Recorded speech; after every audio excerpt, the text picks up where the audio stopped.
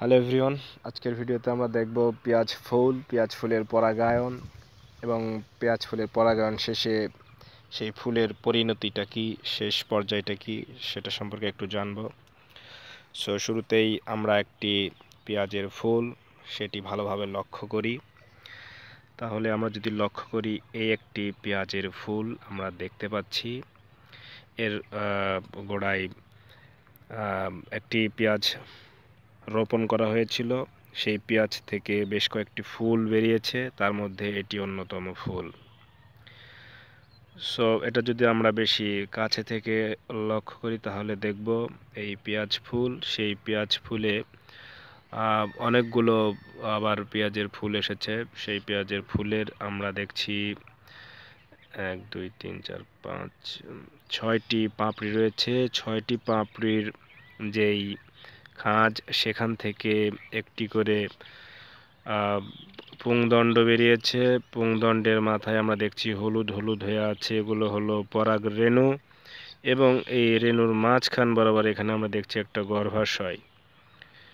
গর্ভাশয়ের ঠিক মাঝখান বরাবর একটা স্ত্রীদণ্ড আছে বা গর্ভদণ্ড, সেটা পরিষ্কার বোঝা যাচ্ছে না, সাদা ছোট্ট করে এই কারণে।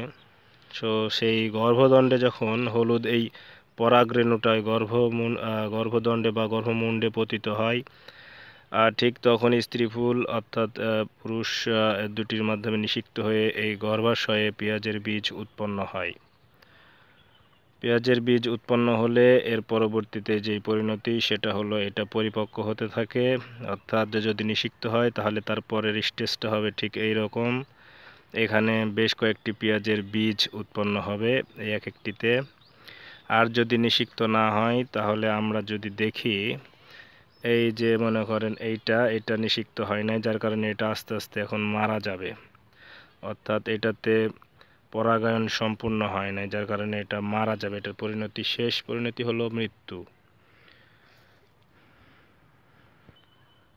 বর্তমানে পেঁয়াজের ফুল এটা হাত পরাগায়নই হচ্ছে, সবাই হাত দ্বারা পেঁয়াজের ফুলের পরাগায়ন সম্পন্ন করতেছে। এর কারণ প্রাকৃতিক যে মৌমাছি আমাদের, সেই মৌমাছির ঘাটতি এই সময়ে চরম আকার ধারণ করে। এর মূল কারণ হলো বেসিক্যালি এই সময় যেই স্প্রিং সিজন, এরপরে আসে সামার সিজন। সেই সিজনগুলোতে প্রচুর পরিমাণে ফুল থাকে, ফুল ফোটে বিভিন্ন ফল ফুলন্তর গাছে। এছাড়াও বিভিন্ন সবজি ক্ষেত, সেগুলোতে অনেক ফুল থাকে, যার কারণে মৌমাছিগুলো সেই ফুলগুলোতে আসে, পেঁয়াজের ফুলে আসতে চায় না। যখন সব ফুলগুলো শেষ হয়ে যায় তখন এই মৌমাছিগুলো পেঁয়াজের ফুলে আসে মধু খেতে, এবং তার মধু খাওয়ার মাধ্যমে অটোমেটিক্যালি যে পরাগায়নটা হয়। কিন্তু সাম্প্রতিক বছরগুলোতে এই পরাগায়নটা আর সম্পূর্ণ হচ্ছে না মৌমাছি দ্বারা, যার কারণে কৃষকরা সবাই হাত দ্বারা পরাগায়ন সম্পূর্ণ করতেছে। এখানে যদি দেখেন তাহলে একটা এনক্লোজড এনভায়রনমেন্ট এখানে তৈরি করা হয়েছে। এনক্লোজড এনভায়রনমেন্ট তৈরি করার এখানে একটি কাজ চলতেছে আর কি, কারণে এখানে বিভিন্ন ধরনের পরাগায়নের পদ্ধতি অ্যাপ্লাই করা হচ্ছে। এটা দেখার জন্য যে কোন পদ্ধতিতে সবচাইতে ভালো পেঁয়াজের বীজ উৎপাদন হয়, অর্থাৎ প্রোডাকশন রেট হাই হয় কোন পদ্ধতিতে, সেটি দেখবার জন্য। এটার লোকেশন জায়গাটা হলো রাজশাহীর বাগমারা অঞ্চল এলাকায় অনেক বেশি পরিমাণে পেঁয়াজের বীজ উৎপন্ন হয়। এইটা হলো মেইন জমিটা, আর এই জমির পাশে একটি কর্নার করে এখানে রিসার্চের কাজ চলতেছে কয়েকটি রো নিয়ে।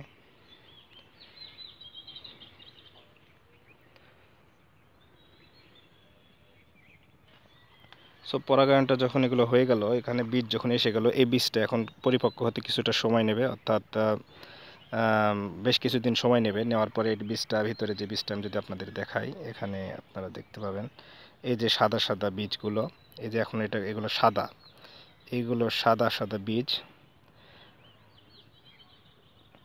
এই যে সাদা বীজগুলো, এই সাদা বীজগুলো একসময় কালো আকার ধারণ করবে, অর্থাৎ পরিপক্ক হওয়ার পরে এগুলো কালো হয়ে যাবে। কালো হয়ে গেলে তারপরে এগুলো পেঁয়াজের যেই এই ফুলের যে কাণ্ড, অর্থাৎ ফুলকা বলি আমরা এলাকায়, সেখান থেকে এটা ছিঁড়ে নিতে হবে। এরপর এটা দিয়ে প্রসেসিংয়ের মাধ্যমে এই বীজটা বের করে নেওয়া হবে। এরপর পরিষ্কার করার মাধ্যমে তারপর সেটা সংরক্ষণ করে রাখা হয়। তারপরে যখন মৌসুম আসে তখন এটা বিক্রি করে এবং সেইগুলো বীজ আবার বপন করতে হয়। বপন শেষে যখন চারা গাছ ওঠে, এই চারা গাছগুলো একটি নির্দিষ্ট বয়স হওয়ার পর সেগুলো আবার রোপণ করতে হয়। রোপণ করার পরে আমরা যেই পেঁয়াজগুলো পাই মূলত সেই পেঁয়াজগুলোই আমাদের দেশের চাহিদা মিটিয়ে থাকে। এছাড়াও ভারত থেকে পেঁয়াজ আসে এবং অন্যান্য দেশ থেকেও আসে। এরপর এই পেঁয়াজ এটা চাষ করার পর এই বীজ থেকে যে পেঁয়াজ হয় সেই পেঁয়াজ অনেক সময় ছোট হয়, ফলন ভালো না হলে ছোট ছোট পেঁয়াজ হয়। সেই পেঁয়াজগুলো আবারও রোপণ করা হয়। এই ছোট পেঁয়াজগুলো রোপণ করলে এরপরে সেই ছোট পেঁয়াজ থেকে আবার বড় পেঁয়াজ হয়। এই যে ফুলগুলো হয়েছে, এই ফুলগুলোর যে পেঁয়াজ থেকে হয়েছে সেই পেঁয়াজটা আসলে দুর্বল হয়ে যায়। যার কারণে আমি যদি আপনাদের দেখাই, এইখানে একটা পেঁয়াজ, সেই পেঁয়াজ থেকে 3টি ফুলের যে আমরা দণ্ড দেখতে পাচ্ছি তো বের হয়েছিল। এবং এখান থেকে যদি আমরা দেখি পেঁয়াজটা সাইজটা অনেক ছোট হয়ে যায়, কিন্তু এই ফুলটা যখন বের হয়েছিল তখন ভেঙে দিলে এই পেঁয়াজ একটা সুন্দর সাইজ আসতো, বড় সাইজ, যেটা মুড়ি কাটা পেঁয়াজ বলে। এই মুড়ি কাটা পেঁয়াজের ফুলকাগুলো ভেঙে দিতে হয়। এই যে দেখুন পেঁয়াজগুলো ছোট ছোট পেঁয়াজ। তারপরে এই পেঁয়াজের কিছুটা চাহিদা রয়েছে। যখন পেঁয়াজের উচ্চ মূল্য থাকে তখন এই পেঁয়াজের অনেক চাহিদা থাকে। মানুষ এই এলাকায় পান্তা ভাত খাওয়ার জন্য এই পেঁয়াজগুলো নিয়ে থাকে এবং চাষ অনেকে কিনে থাকে। এই হলো অবস্থা। তো সবাইকে শুভ বিকাল। আজকে 18 মার্চ 2025 সাল। এই বিলের নাম খোলসাকুড়ি বিল, বাগমারা, রাজশাহী।